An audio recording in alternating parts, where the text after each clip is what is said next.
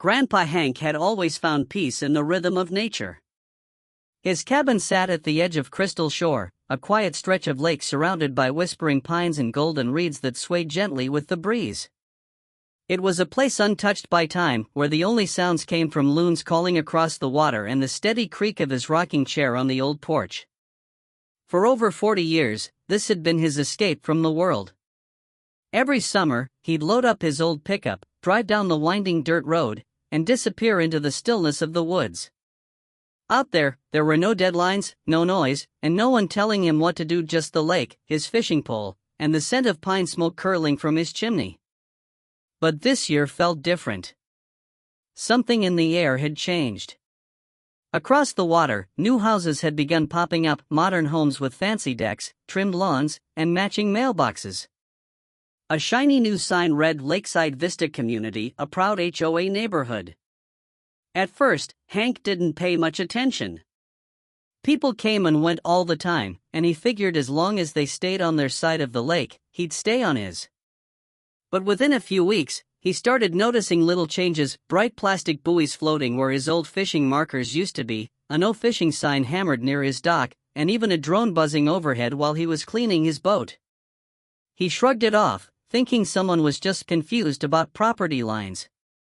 After all, he'd bought this land back in the 1970s, long before there was a paved road or a neighborhood nearby.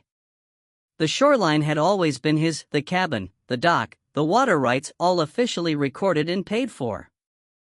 But then came the first letter, typed neatly and stamped with the HOA logo, claiming he was in violation of community regulations for unapproved structures and non-compliant outdoor activity.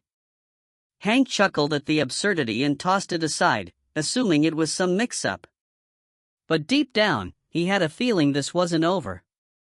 The peace he'd treasured for decades was about to be tested by a new kind of noise, not from nature, but from bureaucracy.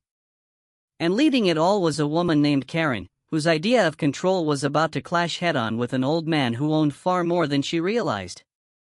Karen Whitmore was not the type of woman to take no for an answer. She was the self-appointed queen of the Lakeside Vista HOA, proudly carrying her clipboard like a badge of honor.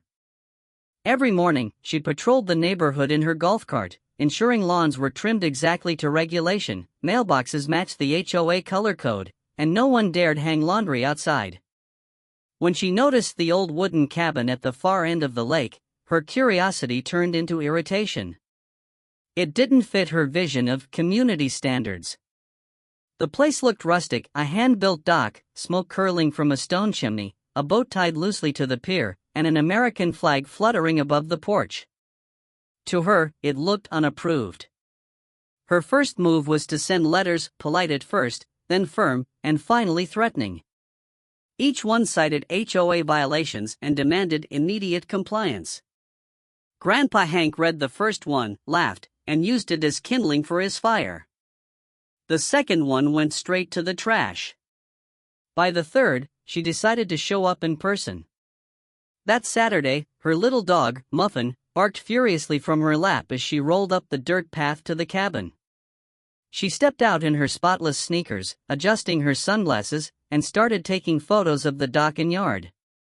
Hank was sitting on his porch, sipping coffee from his old enamel mug.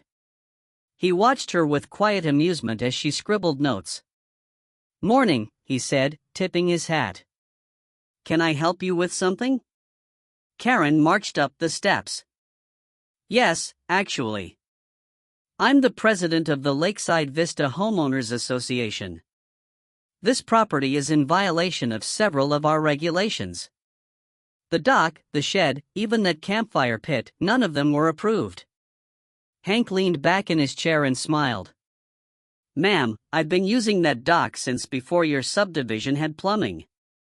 This land ain't part of any HOA." She scoffed. "Everyone along the shoreline is part of the community. That includes you." "Not quite," Hank said, standing slowly. "I reckon you should check your maps again before you go telling folks what to do on their own property." But Karen wasn't listening. To her, Hank's calm tone was defiance. She snapped a few more photos and stormed off, vowing to handle it properly. As her golf cart disappeared down the dirt road, Hank shook his head, muttering to himself. He'd dealt with storms before, but this one had lipstick, sunglasses, and a rulebook. 2 mornings later, Grandpa Hank was out by the dock mending an old fishing net when he heard the faint sound of tires crunching on gravel. He looked up to see a white SUV pulling in behind his cabin, a sheriff's vehicle. Right behind it came Karen's golf cart, buzzing like an angry hornet. She was standing tall in the seat, holding a thick binder and talking animatedly to someone inside the cruiser. Hank wiped his hands on his jeans and waited as they both approached. Karen was in full outrage mode. "Officer! That's him! That's the man I told you about.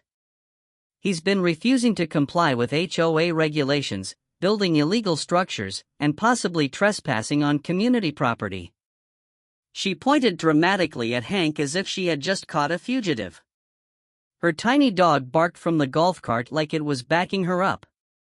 The deputy, a young man with a calm expression, looked at Hank and immediately smiled.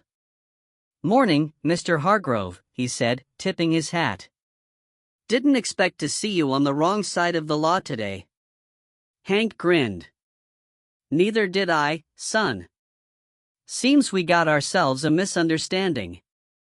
Karen looked confused. "You know him?" "Of course I do," the deputy replied.